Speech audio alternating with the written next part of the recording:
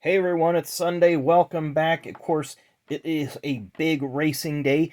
Monaco and F1, the Indy 500, and of course the NASCAR Cup Series later tonight for the Coca-Cola 600. But the biggest of the three races is the Indy 500. So I've got a stack of Indy Car Cards that we're going to review today. I think this is just going to be kind of tradition here on this channel. I think I did it last year. I can't remember if I did or not. But I had an album that had some Indy 500 or Indy Car Cards, so I just wanted to go through those and reminisce a little bit about the history of the speedway and so forth, and some of the drivers and some of the IndyCar sets. There was a Legends of Indy set. I've just got a few cards of it here. I think this came out in the early 90s, and it's just Legends of Indy, and has different, 1992. This talks about Ferrari when they showed up at Indianapolis.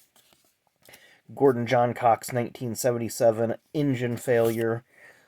And as I was going through these, I was just looking at these first 200-mile-an-hour front row. Looking at that, that's probably 1979 or 80. It has to be 1980 because Rick Mears has a car number 1. So let's look and see what it says. 1978. So I was off by a year. I was thinking that was Rick Mears in the one car, but it's Tom Sneva. So my vintage IndyCar history is bad. Here's some high-tech cards. These were some cards from the early 90s as well. All these are going to be from the early 90s. And then, there's the Rittenhouse and some of the other stuff that I never did get a chance to get. Is this Gary or Tony? Gary.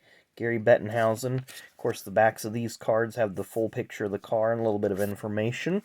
Jim Crawford was a Buick driver for many years at Indianapolis.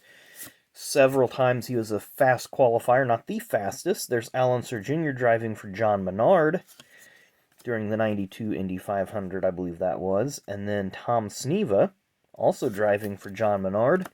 John Paul Jr., who passed away. Of course, Alan Sir Sr. passed away, I believe it was last year. And then as did John Paul Jr., who had a very controversial life. Here's Eric Bachelart. This was another high-tech card. Very flashy, very, have those neon and bright colors. Now, these are the all-world racing, and I believe these are the French version. Well, this one's not, but it's Kevin Cogan. We have the Andretti family. There you see Jeff, John, Michael, and Mario. Of course, his son Marco races. Will be in SRX this year. His son Jarrett, I believe, is still racing in sprint cars and some other different series, continuing that Andretti legacy. Steve Chassis was a journeyman driver through the late 70s through the early 90s. Phil Kruger, also a journeyman driver, had a horrible crash in the Michigan 500 in 1984. That race is on YouTube. Al Lacosto. I never did get to see him run. I know he ran a Cup race in the mid-'80s at Talladega, and maybe a couple other starts in Cup. I don't really recall where, but did run some Indy 500s. Here's Pancho Carter, 1985 Indy 500 pole sitter. Ted Prappus. Looks like he might have been driving for A.J. Foyt at the time based on that uniform, but I don't remember him driving for Foyt. Dennis Vitolo. Dennis Vitolo's claim to Indy 500 fame is landing on top of Nigel Mansell in a crash in the 1994 race. There's Jeff Andretti, driving suit very similar to that of Davey Allison at the time. Tony Bettenhausen, longtime driver. Roberto Guerrero. Roberto, I know we've mentioned this on the channel about Roberto before. His first 4 finishes in Indianapolis were 2nd, 3rd, 4th, and 2nd, and that was 84, 5, 6, and 7. Then in late 87, he had a head injury that kind of sidelined his career, really derailed his career, and he never got back to the speed that he once had. Johnny Parsons Jr.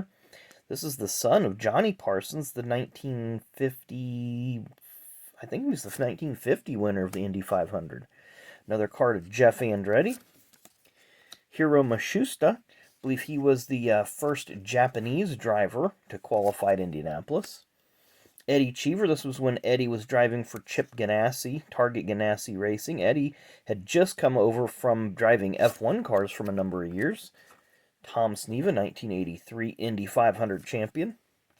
Mark Dismore, who suffered horrible back and neck injuries at the track in the early 90s in a practice crash and came back to make the field. There's another card of Roberto Guerrero. Jeff Brabham, he was a 4-time consecutive IMSA GTP champion in the late 80s, early 90s, around that time. Made several Indy 500 starts. Just never got the good break in IndyCar. He did run for Gallus for a few years. Looks like he was driving for, I can't see who, that's Cincinnati Millicron there. I thought maybe he had the team name. Another one of Jim Crawford. I believe he was from Britain. Or, no, he was Scottish. I'm sorry, he was from Scotland. Of course, here you see the French. I thought that was a reverse negative, but then this is all going the right direction. But the French version of this, Roger Ward. Pancho Carter, once again, we mentioned 1985 Indy 500 pole sitter. Eddie Sachs, who was killed in that tragic crash with Dave McDonald at the start of the 1964 Indy 500. Scott Goodyear, who was the runner-up to Al Unser Jr. in the closest finish in the Indy 500 in 1992, and probably one of the coldest on record. Johnny Boyd, don't know much about him, and I'm not going to learn much about him because I don't speak French. Gordon Johncock, 1973 and 1982 winner. Lloyd Ruby, veteran, I believe he was from Texas, very popular with the fans. Danny Sullivan, famous for his spin and win in 1985. He also had a guest appearance on Miami Vice show after his Indy 500 win, I believe. 1988 Kart PPG champion. Johnny Rutherford, who's the 1975 and 1980 Indy 500 champion, gave rookie Tim Richmond a ride back to the pits after Tim ran out of gas on the cool-off laps. Bill Vukovich Jr., son of the 1953 and 54 Indy 500 winner. Lee Koonsman, I think he just had several starts, don't know much about him. Randy Lewis was kind of an IndyCar fixture for many years in the late 80s, early 90s. Larry Rice, sprint car veteran, ended up working for ESPN for a number of years. Dominic Dobson, kind of another journeyman driver. He had a few starts in the truck series in the late 90s, early 2000s, that era. Here's the 1971. Let me start again. 1970, 71, 78, and 87 Indy 500 winner. Al Unser Jr., the second 4-time Indy 500 winner. Gordon Johncock, we've seen him a little bit ago. Dale Coyne, who is currently a car owner. I know he's got a co-owner, but I can't remember. He's had a litany of co-owners with him over the years. I believe Walter Payton at one time was one of his co-owners, or was a co-owner with him. Bobby Rahal, the 1986 Indy 500 champion. 1986 and 87 kart champion. Buddy Lazier, who would eventually win the 500 in 1996, the first year of the kart IRL split. Dean Hall. Didier Tays, I believe he was Belgian. Guido Daco. Then they just had the lists of names that were on the pit boards as the cars would drive by. Mark Dismore. I tried to keep the duplicates down. Willie T. Ribbs, the first black driver to qualify for Indianapolis. And that's what, way back in the early 90s, 91 or somewhere thereabouts. There's his car, co-owned by Bill Cosby. Michael Greenfield. And then I seen these cards too, the Skybox cards, and you can see that they are larger in size than your traditional cards. Skybox did have some NASCAR cards. I believe they also had some basketball cards. And they started just branching out with other sports, and I think they weren't successful because they're oversized. And folks like traditional sized cards. They don't like the micros, they don't like the minis, they don't like the jumbos, they like traditional sizes. But these are pretty cool cards made by Skybox. So there's Scott Sharp. I think we've seen him in that Aaron Max Trans Am set that we've been working on. Stefan Johansson, Formula One veteran, who came over to race Indy cars for a number of years for Bettenhausen. Brian Herta, who's driving for AJ Foyt here, but his son Colton Herta has just been doing great things in Indy cars the last couple of years. Dennis Vitolo, we mentioned him a few minutes ago. John Paul Jr. Of course, again, controversy followed him throughout most of his racing career. Hideshi Masuda, another Japanese driver. A very young Jimmy Vasser. Can't remember who he was driving for. And I see Otter Pops on there, so I wonder if Rick Ware had anything to do with that team, because Rick Ware had Otter Pops on his uniforms and cars early on. Michael Andretti, this was the first year Michael came back after his F1 debacle in 1993.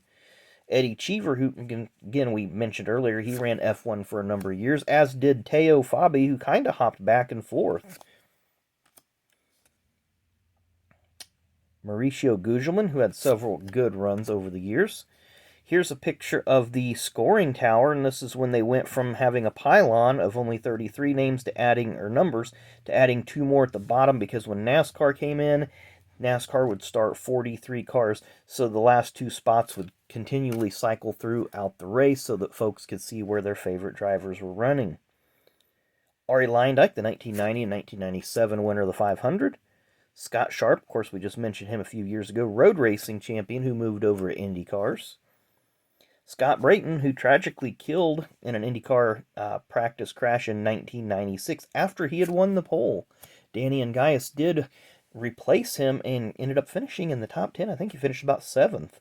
Lynn St. James, 1992 Rookie of the Year, the first woman to win Rookie of the Year at Indianapolis. Stan Fox.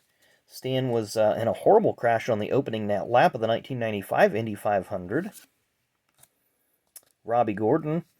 Of course, Robbie raced Indy cars before he come over to the Cup Series. Now he runs that Stadium Off-Road Truck Series. Paul Tracy, who will be an SRX this year. Wish I would have took this card last year to get signed. Mario Andretti, 1978 Formula One champion. 1984 IndyCar champion. 1969 Indy 500 winner. 1967 Daytona 500 winner. So he's got a lot of accolades there. There's another nice picture of Mario. Scott Goodyear, again, we mentioned he lost the closest 500 finish. Adrian Fernandez, driver from Mexico, who did run some Cup races in the early 2000s. Arie Luyendyk. John Andretti, who passed away in 2020. Did the double in 1994, ran the Indy 500 and the Coke 600 on the same day. First driver to do so. Scott Brayton, again, we mentioned Scotty, lost his life in 1996. There's 4-time Indy 500 winner Al Unser Sr. He was the second driver to do that. That's where I was getting the 2. Jimmy Vasser. Little Al Unser Jr., the 1992 and 94 winner of the 500. Almost won in 89, but got crashed out near the end while racing with Emerson Fittipaldi. Raul Boesel, longtime IndyCar driver. Michael Andretti. Al Unser Jr. I think we're going to have that Oh, no, we didn't. Thought I had 2 of the pylons. This is the Borg Warner Trophy. This is the trophy that's given to the winner every year. Of course, there you see it sitting on the yard of bricks, looking up towards Turn 4. Borg Warner. And then for folks that have never been to the Indianapolis Motor Speedway, this is an aerial view, and it looks like it is during the month of May. This is before the road course was built. So you can see where the road course would cut in back through here and then goes all through this area. And then even they changed this down here because you can see where there used to be bleachers. This is where we sat for the NASCAR practice in 1993. That's the museum right there. 3 holes on a golf course. There's the rest of the golf course there. A small pond or lake there in the back. That's where the third turn dirt track is now. And there's the pagoda. Is that the old pagoda or the new one? It looks like the old one, to be truthful. And then just all the pits and garage area. You could just see it's a mammoth facility. If you're ever in the area, and if it's not racing season, I suggest you go onto the grounds, go to the museum, take the tour of the track where you get to ride around on the track on the bus. Very, very fun. Highly recommend it. Well worth the money, and it's relatively inexpensive. So anyway, sorry this video took so long. Just didn't realize I had that many cards to go through and a lot to talk about. But Indy is historic. You know, it's been around 110 years or however many years it's been going on. Of course, it stopped for both World Wars. But it is one of the longest sporting events in the world that's been held continuously. So anyway, thanks again for watching. Hit that like button. Hit that subscribe button. I might do another video today for some stuff that I picked up at the track yesterday. If not, it'll be in the next day or two. So anyway, thanks again for watching. Enjoy the rest of your day. Enjoy the racing today. It's going to be a good racing day. Thanks again, and we will see you later.